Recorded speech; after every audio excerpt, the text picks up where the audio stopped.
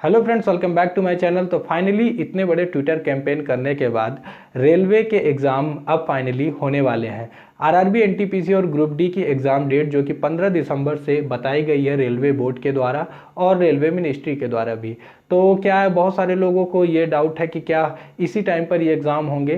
तो मैं ये कहना चाहूँगा कि जी हाँ, बिल्कुल इसी टाइम से ये एग्ज़ाम स्टार्ट हो जाएंगे, क्योंकि रेलवे ने अब अपना काम जो है थोड़ा सा तेज कर दिया है। रेलवे एनटीपीसी का अभी 17 सितंबर को एक यहाँ पर कोरिजेंडम जारी हुआ, जिसमें ये सब बताया गया कि क्या क्या चीज़ें अब मतलब कि सिनेरियो इसका होने वाला है एग्ज़ाम का। साथ में आज यानी कि 18 सितंबर को भी ये रेलवे का जो ग्रुप डी का एग्ज़ाम है उसके बारे में एक ऑफिशियल नोटिफिकेशन जारी हो गया।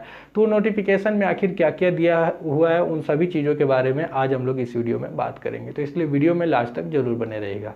तो चलिए शुरू करते हैं इसे। तो दोस्तों, आप लोग को अगर बताऊं तो आरआरबी चेन्नई की ऑफिशियल वेबसाइट पे ये जारी हो चुका है, जो कि आरआरबी एनटीपीसी के एग्ज़ाम से रिलेटेड है, जिसमें ये बताया गया है, जैसे कि आप लोग अपनी स्क्रीन पर भी देखेंगे, कि जो ईसीए है यानी कि एग्ज़ाम कंडक्टिंग एजेंसी है, उसके वो मल्टीपल स्टेज यानी कि जो भी सीबीटी होगा, क्योंकि एनटीपीसी के लिए 2 स्टेजेस में आपके एग्ज़ाम होने हैं, उसके बाद स्किल टेस्ट होने हैं।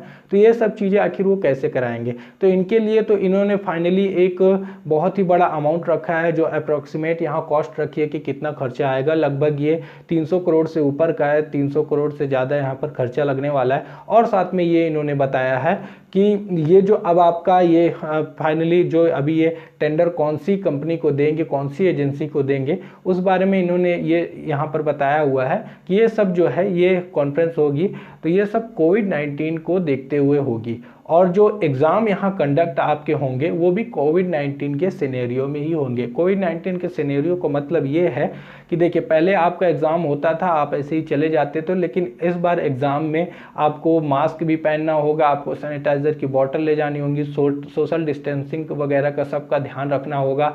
सैनिटाइजेशन का वर्क हर एग्ज़ाम के मतलब के बाद होगा, हर शिफ्ट के बाद वहाँ पर होगा एग्ज़ाम हॉल में। ये सब चीज़ें जो है आपकी होने वाली है। इनकी गाइडलाइन जो है आगे एडमिट कार्ड आने पर आपका जारी होगा। लेकिन बाकी की जो चीज़ें यहाँ पर एक छोटा सा ये नोटिफिकेशन में बताया गया, जो कि आरआरबी एनटीपीसी के लिए यहाँ पर बताया गया। अब ग्रुप डी के लिए क्या बताया गया है वो भी चलिए मैं अब आप लोग को दिखा देता हूँ। तो ये रहा दोस्तों ग्रुप डी का नोटिफिकेशन जो आया है, जो कि आरआरबी भोपाल के ऑफिशियल वेबसाइट पर आया है, जिसमें ये भी बताया गया है कि आरआरसी ग्रुप डी के लिए जो एजेंसी होगी यानी कि ईसीए एग्जाम कंडक्टिंग एजेंसी जो यहाँ पर होगी, उसके लिए भी एक अलग कॉस्ट यहाँ पर पूरा खर्चा आएगा ग्रुप डी का एग्जाम कराने के लिए, जो कि लगभग यहाँ लिखा हुआ है लगभग 353 करोड़ का यहाँ खर्चा आने वाला है।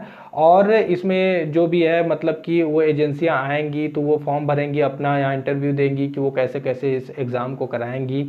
और साथ में यहाँ पर रेलवे मिनिस्ट्री ने, रेलवे बोर्ड ने ये बोला है कि ये जो रेलवे ग्रुप डी का आपका एग्ज़ाम है, इसका पूरा जो वर्क है यानी कि आपका एग्ज़ाम CBT 1 कराने से लेकर ज्वाइनिंग देने तक का, इन्होंने कहा है कि 2 साल के अंदर यहाँ पर आपका एग्ज़ाम जो है, ये पूरी ज्वाइनिंग, ये प्रक्रिया जो है आपकी कंप्लीट हो जानी चाहिए। यानी कि 2 साल का मतलब आप समझ सकते हैं कि लगभग 2021 पूरा जाएगा और 22 का अंत, यानी कि 2022 के अंत तक ही ये आपको जॉब मिल पाएगी, क्योंकि रेलवे का काम इसी प्रकार का होता रहता है।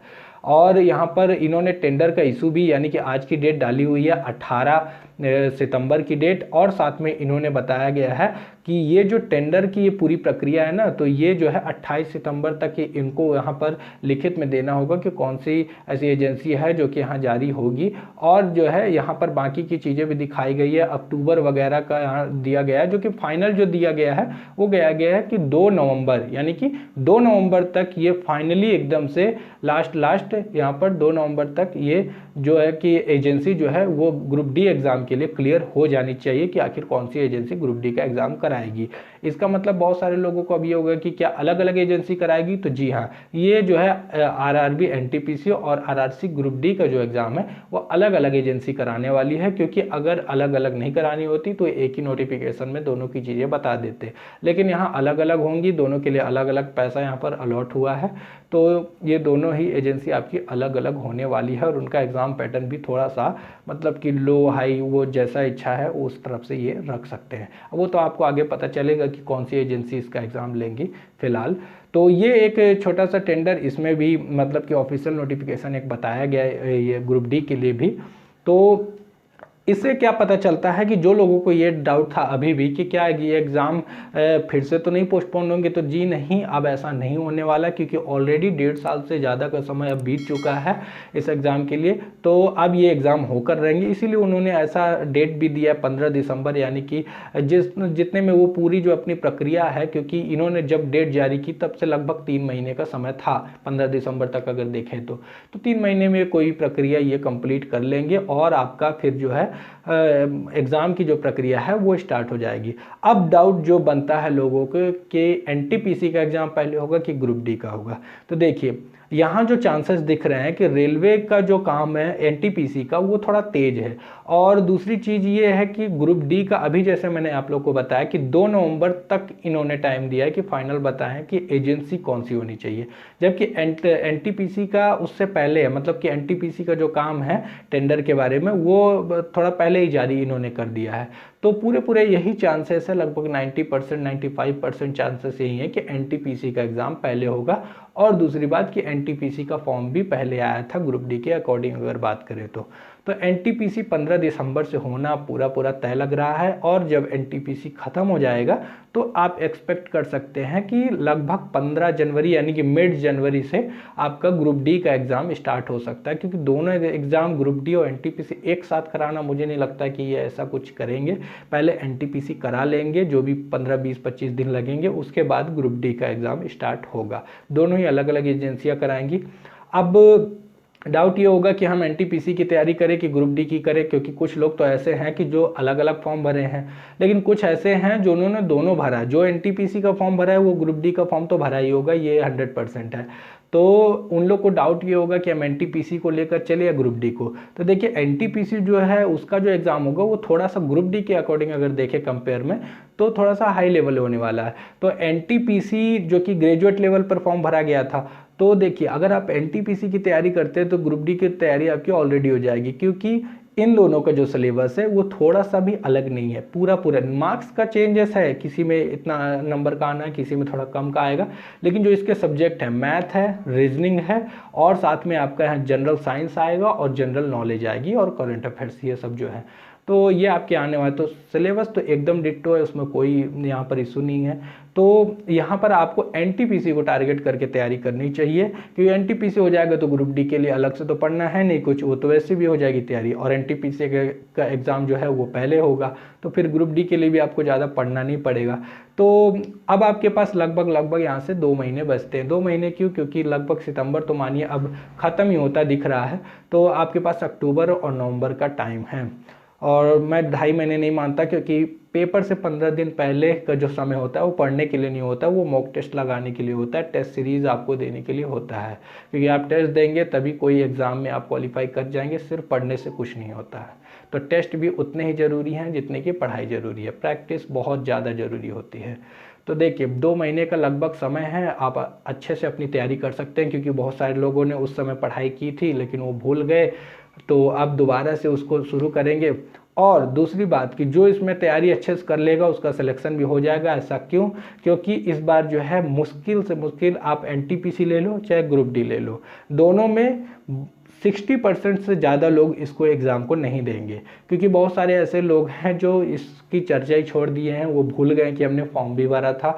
बहुत सारे लोगों का ऐसा है कि फॉर्म रिजेक्ट भी होगा, और बहुत सारे लोग कहीं दूसरी जगह सेलेक्ट हो गए हैं, तो वो फिलहाल अभी ये एग्ज़ाम को देने में उतने इंटरेस्टेड नहीं होंगे, बहुत कम ही लोग देंगे।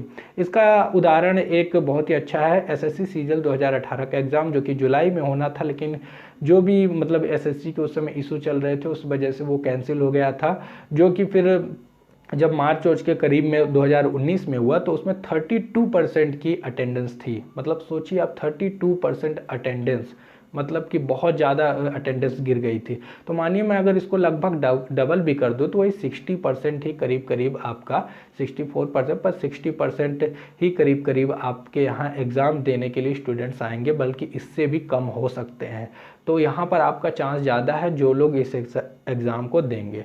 तो तैयारी को ज़्यादा से ज़्यादा करिए, तेज़ तर्रार तैयारी कीजिए अगले 2 महीने में, क्योंकि आखिरी के जो 15 दिन होंगे 1 दिसंबर से लेकर, वो आपको यहाँ पर टेस्ट सीरीज़ पे बदौलत ही चलना है, आपको ज़्यादा से ज़्यादा वहाँ पर मॉक टेस्ट देने होंगे।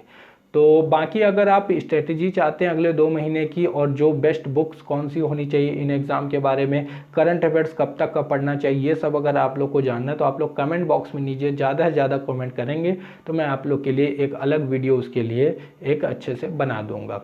तो आप लोग कमेंट बॉक्स में उस बारे में ज़रूर बताइएगा। तो इस वीडियो में बस इतनी बातें आप लोग को बतानी थी। अगर ये पसंद आया हो तो वीडियो को लाइक करिए, ज़्यादा से ज़्यादा अपने दोस्तों तक शेयर कीजिए कि अब जो रेलवे है वो थोड़ा सा तेज़ हो गया है, एग्ज़ाम अब बहुत जल्द होने वाला है।